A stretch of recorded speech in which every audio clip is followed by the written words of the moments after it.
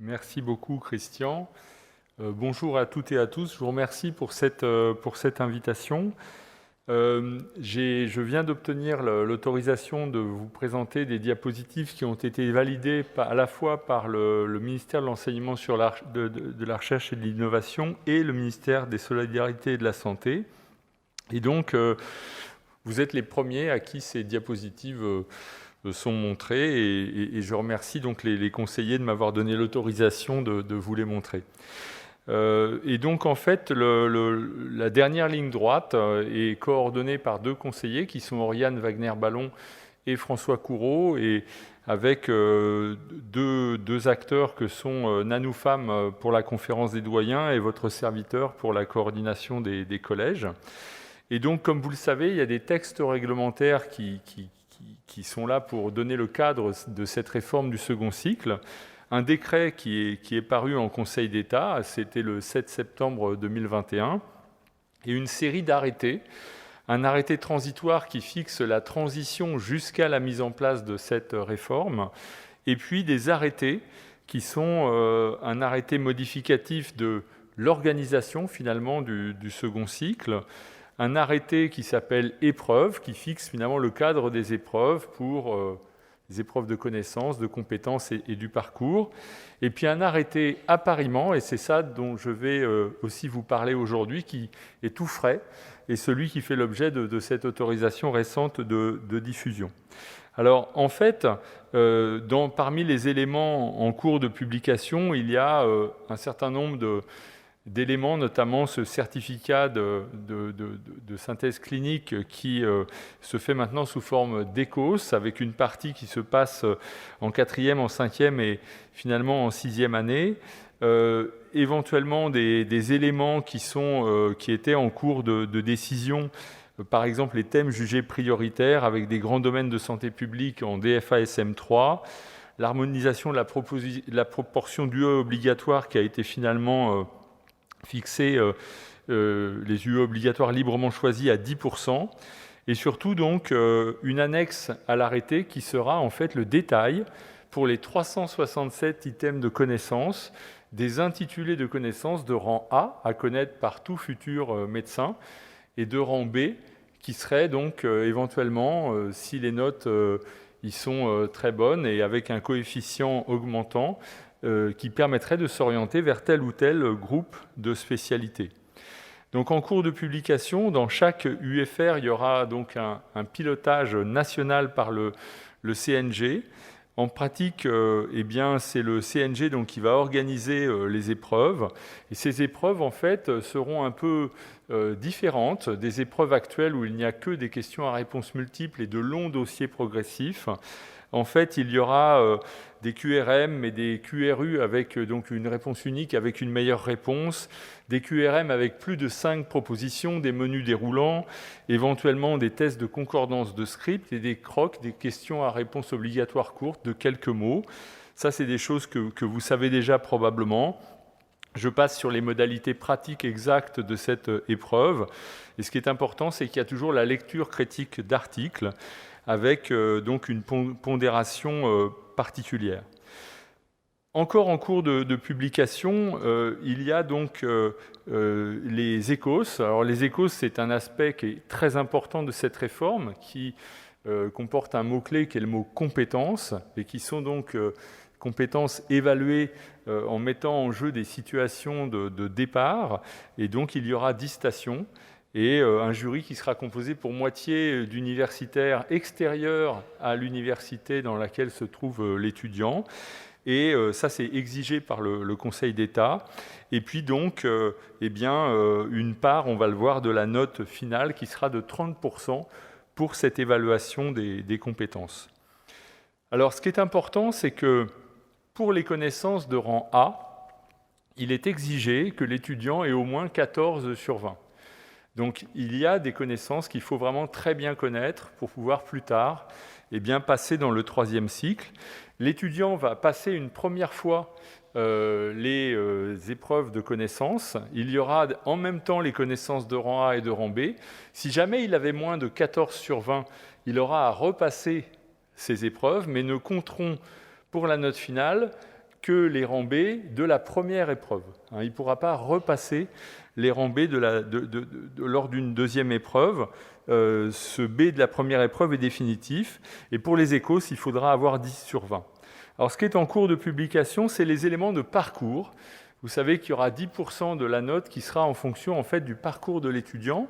Alors, c'est un parcours qui concerne à la fois le cursus de médecine, donc la validation d'une unité d'enseignement facultative, mais ça peut être aussi, bien sûr, et surtout en dehors du cursus de médecine, donc d'avoir validé des années d'enseignement universitaire en dehors des formations médicales, un Master 1, un Master 2, une thèse d'université, avoir publié un article, éventuellement d'autres éléments comme la validation du E d'engagement pédagogique ou d'engagement social ou de réserve opérationnelle, et puis éventuellement l'expérience professionnelle que certains étudiants ont à côté pour gagner leur vie en même temps qu'ils mènent leurs études. On sait le grand mérite que cela représente. Et enfin, des mobilités, par exemple un stage Erasmus de 6 mois, d'1 an, qui seront valorisés. Alors, ces éléments de parcours vont être donc 10% de la note et le niveau de langue dans une langue étrangère sera également un point important. Tout ça, c'est l'idée d'avoir une plus grande hétérogénéité de nos étudiants et de valoriser ceux qui ont fait éventuellement d'autres choses que de la médecine. Donc finalement, comment ça va se passer ? 60% de la note finale sera donnée par l'épreuve de connaissances qui va s'appeler EDN, 30% par l'épreuve de compétences qui va s'appeler ECOS et 10% par le parcours personnel. Et donc, comment est-ce qu'un étudiant qui va arriver en fin de 6e année va pouvoir être orienté vers une spécialité ? En fait, il va y avoir une répartition des 44 DES en 13 groupes et on va voir comment cela s'est fait.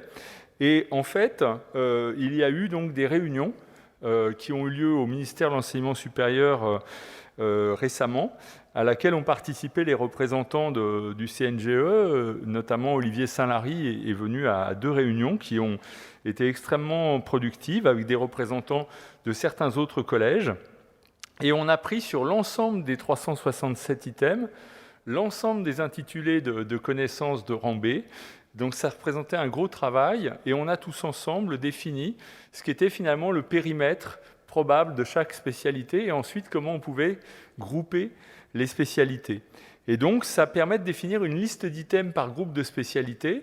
Et finalement, potentiellement, un étudiant qui va passer son épreuve, eh bien, il pourra avoir 13 classements dans 13 groupes. Il fera le choix d'un ou de 2 groupes.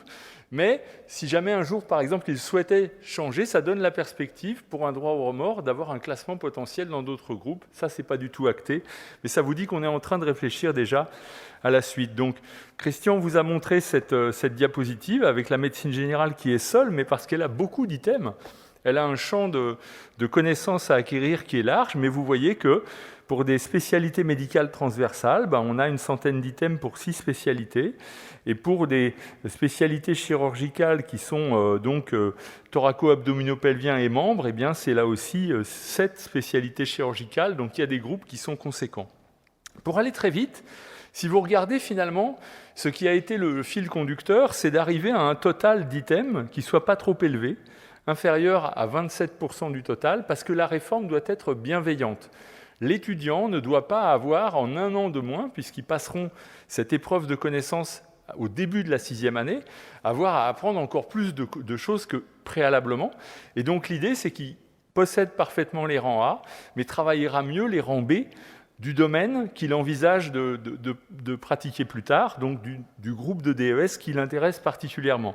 Donc pour la MIR, par exemple, médecine intensive réanimation, l'anesthésie réanimation, la médecine d'urgence, vous voyez qu'ils ont 34 items en commun, un très grand nombre d'items en commun, avec des items qui sont spécifiques d'un DES ou de l'autre, et que ça arrive à 81 au total. Si vous prenez par exemple un autre groupe, psychiatrie, neurologie, médecine physique et réadaptation, aucun item en commun, mais des items partagés 2 à 2, avec un grand nombre finalement d'items qui sont spécifiques d'un DES donné, et un total à 84 aussi. Donc maintenant, quand on dit que cette réforme doit être bienveillante, c'est qu'est-ce que disent les étudiants ? Les étudiants, à la fin d'un staff, je leur ai dit dans le service, alors c'est biaisé, ils sont dans un service, moi je suis interniste, Donc ils ont choisi de venir dans un service de médecine interne. Il y en a la moitié, sur une vingtaine, qui disaient « moi je sais quelle spécialité je veux faire », ou alors ils voulaient une spécialité ou une autre, mais qui était dans le même groupe. Donc eux, je les ai mis de côté, et j'ai pris tous ceux qui posaient un problème, parce qu'ils voulaient une spécialité ou une autre qui n'était pas dans le même groupe. Pédiatrie ou médecine générale ou médecine d'urgence, médecine générale ou gériatrie, des questions que se posent les étudiants volontiers, et puis d'autres questions. Et vous voyez que si on prend médecine générale ou pédiatrie, finalement ça fait 128 items, ça fait 35% du programme. Donc cette hésitation, elle fait qu'il doit travailler un tiers du programme DB parfaitement, et elle reste bienveillante, cette réforme. Si on prend médecine générale ou médecine d'urgence, pas exceptionnel, eh bien 39% du total. Vous arrivez à néphrologie ou médecine intensive réanimation, 33%.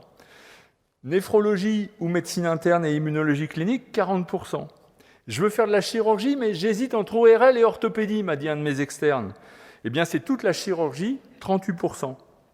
Médecine générale ou gériatrie, 40%. C'est un des pourcentages les plus élevés, mais on n'est jamais au-dessus de 40%. Donc voilà, j'ai fini. J'espère vous avoir donné une petite mise en perspective de ce que va être cette réforme du second cycle.